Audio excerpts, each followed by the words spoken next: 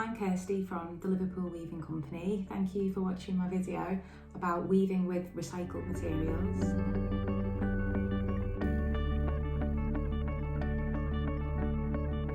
A little bit about me. I've been a textile designer now for 10 years. I graduated from Chelsea School of Arts, where I did a BA and an MA in textile design. I've always loved weaving. Weaving's always been something that I've been extremely passionate about. I think it's more of the mathematical element to weaving that first attracted me, that I can do something beautiful and creative, but also have an element of order to it all. So I've been interested in weaving for pretty much my whole career. I do a little bit of other crafting, but usually weaving's like my primary thing. I set up the Liverpool Weaving Company 2 years ago now to facilitate my love for weaving, but in the city that I'm from. So I've lived in a few other cities throughout my 10-year span of weaving. I lived in London for quite a while, where I worked as a textile designer, and I've even lived in Aberdeen in the Shetland Islands, where I was a woven textile designer in a mill. So I was primarily designing and weaving tweeds and tartans. I really wanted to come home and to be closer to family. So I decided to take the leap and buy my own loom and set up my own weaving studio in Liverpool. So I do two things at my studio. I do commission weaving, so I commission weave tweeds and tartans and other fabrics as well. I can pretty much weave anything on my loom, but I commission weave. So I commission weave fabrics, and that can be anything from a high-end fashion company to a small holdings farmer. I do all different types of weaving for different clients. So I feel like my career is quite diverse, and I do different projects with different people from different backgrounds, whether it's like fashion-led backgrounds or, like I said, like a farming or agricultural background. And recently been doing quite a lot of work with alpaca as well, which I absolutely love because they're fantastic little animals. So, and that's something I thoroughly enjoy. And the other side of what I do is teaching. So I'm going to be doing a teaching tutorial today about weaving with recyclable materials. And this is like a kind of like a repurpose project that you can do with children, you can do it yourself. Really good one to do with kids on a rainy day. I used to do this with some of the kids that I used to teach in Shetland when I lived up there. It's just a really fun, crafty activity. I usually teach on my frame looms, but I understand that you know you all today won't necessarily have something like that to hand. And if you enjoy my tutorial, I do have frame looms that I sell through my Etsy shop, and I also teach weaving as well. So I go to different cafes, art galleries, etc., and teach my workshops too. So if you're interested in those after the video, you can check me out on Facebook or Instagram. But what you need first of all is a box. Now, this is the box that I've got. It's quite a big one. But you can do this with all sorts of boxes. So you could do this with shoebox, you could do it with smaller boxes, depending on what you want to make and the size of the piece of fabric that you want to make. So you could make anything from a bookmark, for instance, or like a placemat or a coaster, up to like a mat, like a bath mat size. You could do a small rug even if you had a box big enough. So you need a box, and you can see already I've cut off all of the flaps at the sides. You do want to keep, however, just turn this round. So cut these two off from this side here. So you want to get rid of those. We're going to get rid of those, and then you want to keep one from the side that is going to be, I'll explain in a minute, but basically where your warp is going to go. Now, when you're weaving, your warp are the vertical threads that come towards you. So you want to keep at the side of the box, it's going to be vertical towards you. So I've kept that piece. To get started, what you want to do, and I've done this already, I'll hold it so you can see. starting inwards from one of the sides, I've come in slightly, and then I've marked along the side here using a ruler, and I've cut 2 centimetre gaps. So you can see there, along here, I've marked 2 centimetres right the way across there, and then I've cut downwards. You can see it on this side too. You can see just there. So I've cut 2 centimetres, spaces right the way across, and you can see there I've cut about maybe 4 centimetres down to make these grooves, and I've done that as well on this side right the way across. And then this piece, this will essentially act as what in weaving we call a beater. So your threads are going to travel through this, and then when you pull the piece of cardboard towards the fabric that you're making, this will compact your threads. It'll compact the threads that are called your weft threads, which are the horizontal threads. So warp is vertical and weft is horizontal. So I've done one already. I've made this beater already, but I'll do you a quick tutorial so you can see. So just to bring my box back for a second, I've got 16 cuts along here with 2 centimetre gaps. So I'm going to have the same resembled on this piece of cardboard. So 16 here and the 16 here. If you're using a bigger box, then or a smaller, just do less. Just don't have as many going across. Obviously, just fluctuate it depending on the size of your box.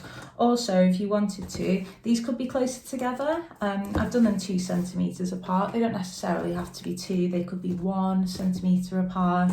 But just for a demonstration here, these are all 2. So I've got 16 gaps along here.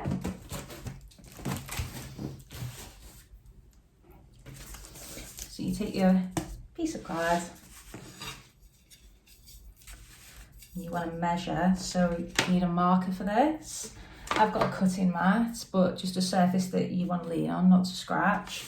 Again, I've got these 2 tools here. So I've got this to make holes with, and I've got a Stanley knife to cut slats with. Now, if you don't have a Stanley knife, if you don't have one of these, it's completely fine.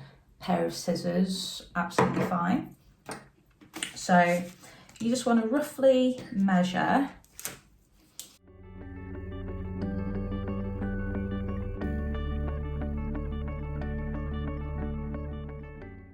16.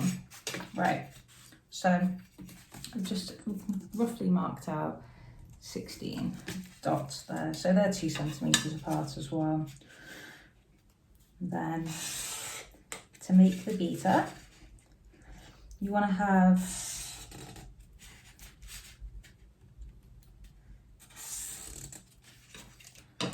some nice long lines going on there. So we're going to create something that looks like this.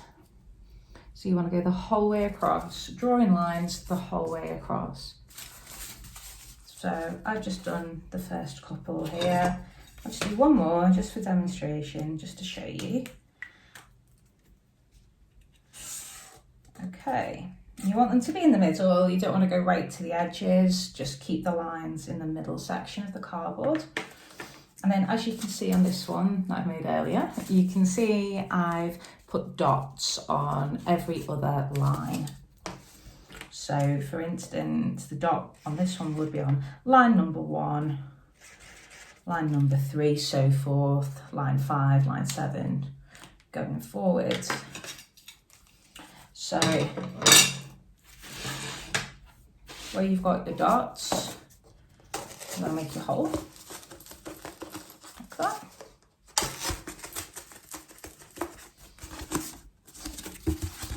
Like this. And then the Stanley knife, obviously being careful, or scissors if you don't have one. You want to cut the marked area out. So I just did a rough line there along the bottom and the top, and then you just want to push your cardboard piece through that you don't need anymore, like that. It's okay if it looks a little bit rough. You know, this is a DIY project and it's just a bit of fun, so don't be worried if your beater doesn't look like a complete work of art. And like I said, this is a really fun thing to do with kids as well. Or you can just use up some old bits of fabric around your house if you want to make your own placemats, you want to make your own coasters. These are really good as bath mats if you can get a box big enough. So the whole way across, you want to have a dot and then a line, alternate dot, line, and you want that going the whole way across. So 16, because we've got 16 slats on our box. So this is what it's going to look like. Hold it a bit closer. So you can see there we've got slat, a dot, so forth, right across. So what we're going to do now, take yarn or your string, whatever you've got handy, and we're going to go make a loop like this around the top, and we're going to attach it there. So there, you can see that loop just here, this, there you go. And we're going to go make a really, really big length of this.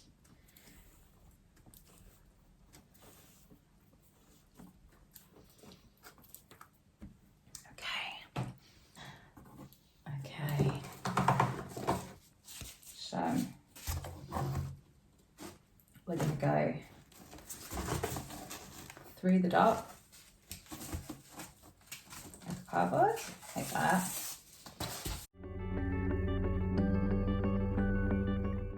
Pull it. We're going to keep the tension quite tight.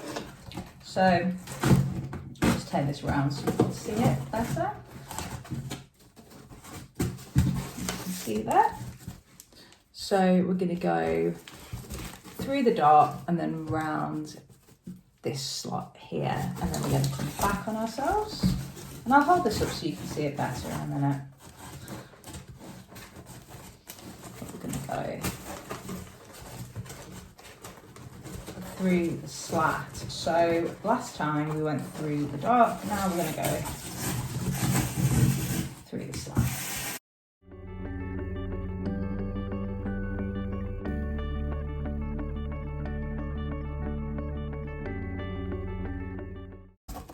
Like so.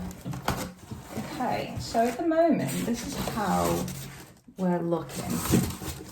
So I've gone around each of the notches at the back and down, and then you can see here on the beater, I've gone through 2 of the line gaps and 2 of the dot gaps. So I'm going to keep on going. You want to keep quite a good tension, because tension's quite bouncy. Don't worry about this for now. Once all your threads are across, this will be great. So you can see there now, everything's going through the beater. So this is angled slightly differently now, so you can see a little bit more of the box.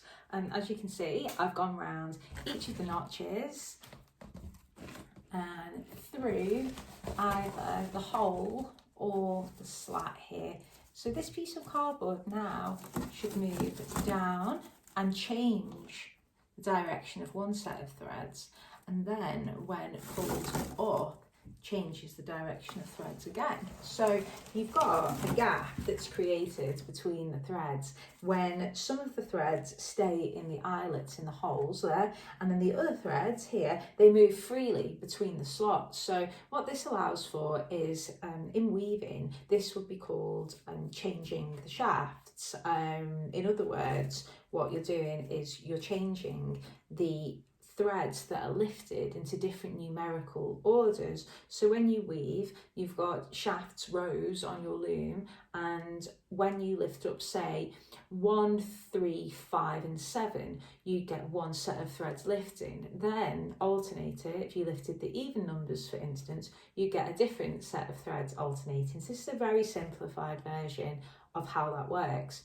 So when we push this cardboard down, which is the beater, when you push that down, you've got one set of threads that lift, and then when you pull it up, you've got a different set of threads. Obviously, you want to be quite careful because you don't want the threads to pop up out of the grooves that you've created. If you want, you could wrap a piece of sellotape around there. Just hold that up so you can see all of my grey yarn there going around the back of those, through the eyelets or the slats, and then round on the other side, just there, you can see the back. So I've angled this slightly differently now, just so you can see me when I'm starting to weave a little bit. Next, so this is the fun part. I think it's the fun part. So we're going to put that down there just for a minute.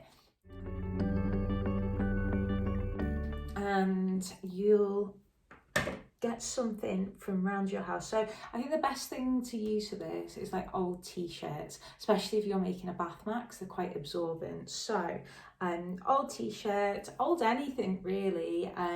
Even if you wanted to use denim, you could make a small patch and you could then use that patch to upcycle something. You could sew the patch onto something, and anything will do. I've got some of these bundles ripped up already.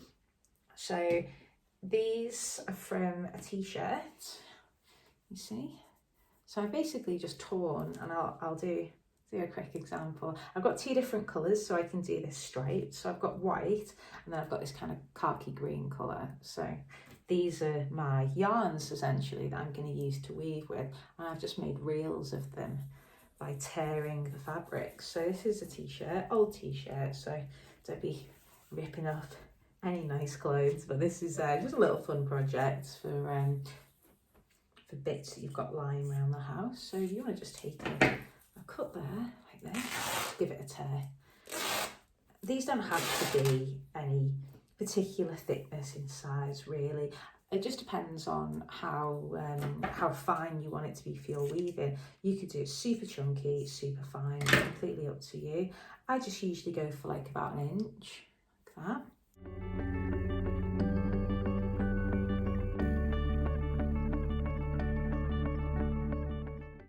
So you want to be making these balls like this. So these are all of my little reels. So I'm going to do a chunk of the kind of khaki forest green, and then I'm going to do a chunk of white.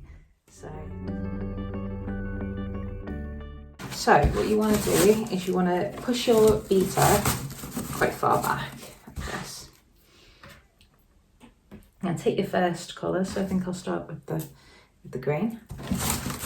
And you want to either push up or pull down the piece. So I'm going to push up, so you'll see all of the yarns have raised. So one set of yarns have raised. So odds and evens basically is probably the best way to describe this. So you want to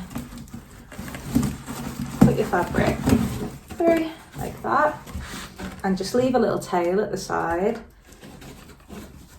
like that, and you want to press it towards you. This is why this is called a beater. So what you're going to do is you're essentially beating the yarns together, you're compressing the yarns. So like that, that's the first one. You want to go not too close to the edge, because afterwards we're going to cut all of these grey yarns, all of the warp threads, and we're going to tie them together so your fabric doesn't, so it stays together, it's structured, it's not loose. Okay, so we've gone one way. Now we're going to go the other. So we're going to push the pull up this time around. You just want to make sure all your yarns are sitting at the bottom there, like that. We're going to take our piece, and I'll turn this around for you so you can see better in a minute. We want to go across like this.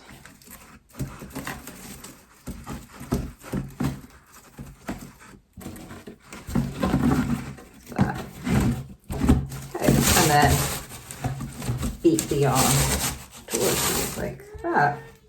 So you can see it's starting to build up there like so.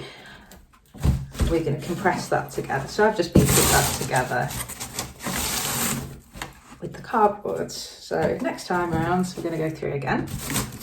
And you're basically just going to keep on doing this until it all starts to build up.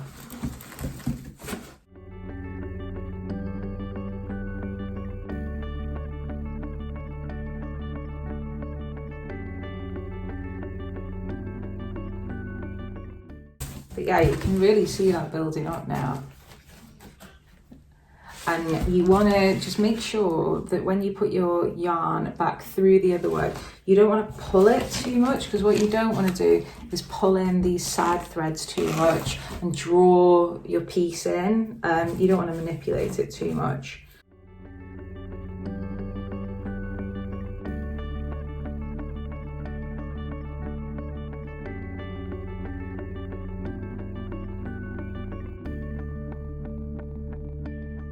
So if you've got quite a big box handy, you know, you could even make like a bath mat.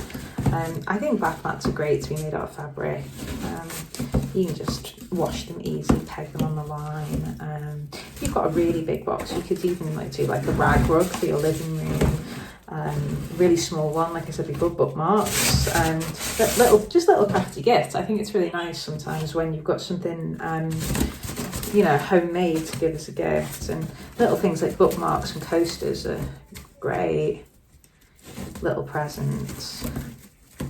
And giving something to someone as well that's handmade often has its niceties. Also, I think now in a world of, you know, ever-growing issues to do with textile waste, sustainability is extremely important. So I like to keep all of my yarn offcuts from workshops and whatnot. So I practically utilise everything that I waste. You'll see there's a little knot.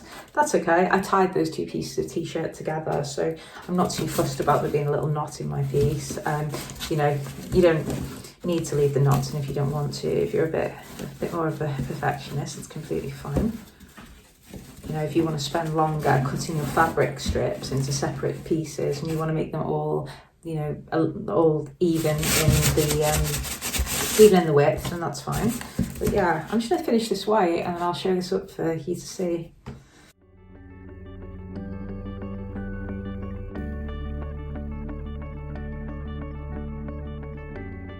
So you can see now like how good that looks. Like it's really fun, and you can keep on building up stripes with this, keep on building up more of a textile piece. But yeah, like I just think this is a nice craft. And if you want to make this fabric more dense, you know, you can beat this harder. Like if you want to put more pressure into it, you can really compact these up, and you can make this a much more thick fabric, so to speak. So I'll just weave a little bit more of this. I'll get to the stage of cutting it off, and then we'll have a reveal of the product, which is really exciting.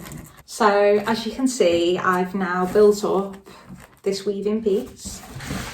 So I'll just hold the box up like that. So you can see now how that's worked by lifting one set of threads, the odd threads, and then the even set of threads, alternately putting through a piece of fabric. So this was stripped up t-shirts. You can see, looks really good. So what you can do, I mean, this is just a small sample piece to show you. So this could be like, this is like a placemat size. But you can do this with like alternate. You could do one row of the green, one row of white, so you could alternate stripe it. You do it in chunks. You could get a piece of fabric that's like even like rainbow coloured or tie-dye, and you could do something completely random. It doesn't have to be stripes like the way I've done it. I've just done this so you can clearly see a light colour against a dark colour, so white against this dark green. All you're going to do is take the piece off the loom.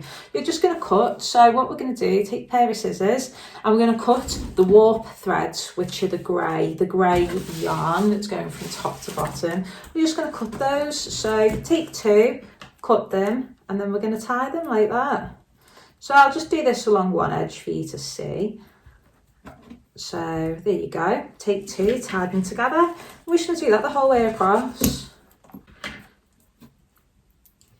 If you want to, what you can do is for the first like 2 rows of the plain weave, the first 2 rows that you do, you could do with like a thinner yarn just to keep everything in place a little bit better, instead of just going straight in with the fabric. So maybe something like this. You can maybe do 2 rows of that first before going in to the piece itself. Just have fun with it and just play around. You know, this doesn't need to be like a complete masterpiece on your first go. You know, just have a bit of fun with it.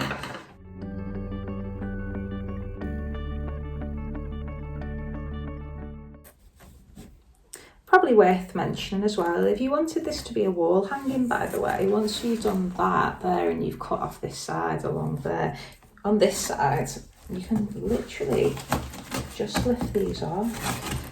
And this is like a really simplified version of my how to weave a wall hanging workshop that I do. So you can literally just lift all of these off the top there. So you can lift it like that. But this is the textile piece that I've made today. You can see there, I've just tied all of those knots along the side. I'll just pop my piece down so you can see it.